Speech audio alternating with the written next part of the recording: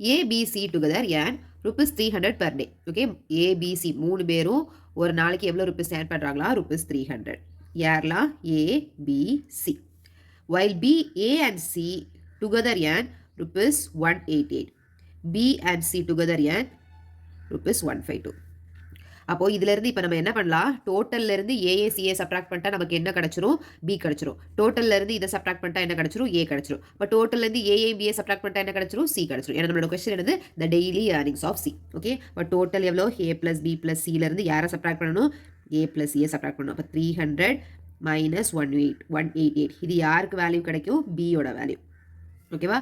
300 minus 188.